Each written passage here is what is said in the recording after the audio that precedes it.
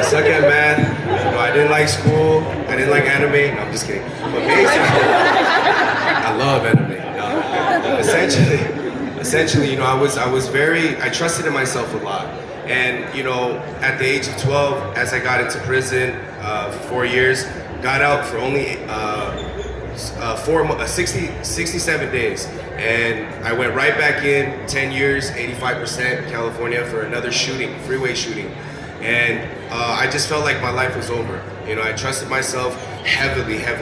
But I was able to, you know, reflect one day and realize when I trusted myself, where did my life lead to? I always lived in this emptiness that I felt, this loneliness, this depression inside of my heart, what we call this roller coaster lifestyle. And in prison, I explored different religions. I got my GED. You know, I did counseling, anger management. But the one thing that I couldn't get rid of was this emptiness and this void that I was feeling inside of my heart. No matter what I did, I was always just empty. It's like walking around with this hole in the heart. And honestly, my mother, she transitioned from Buddhism about 4 years left on my sentence. She transitioned from Buddhism to Christianity.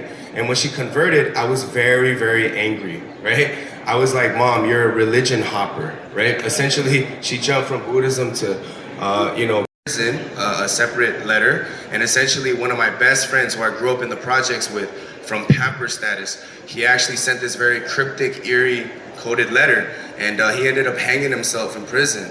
And then 4 days after that, I had a youngster who I courted into the gang, one of my young homies, who I really loved. He was exactly like me, same background, same everything. He got murdered from a car-to-car shooting. So within a week and a half, I had seen 3 deaths, and I felt like my time was up. And I reached that position of I can't do it anymore.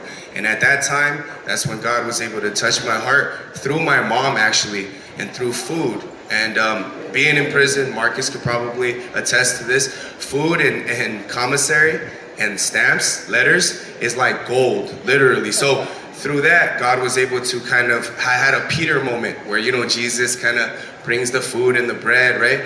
And I went to church and I was able to see that God actually died for all of my sins. I was shown Hebrews chapter 10 verse 14, which states, for by one offering he hath perfected forever them that are sanctified. One offering is Jesus, perfected is in past tense, forever is eternally, which means that we're perfect forever.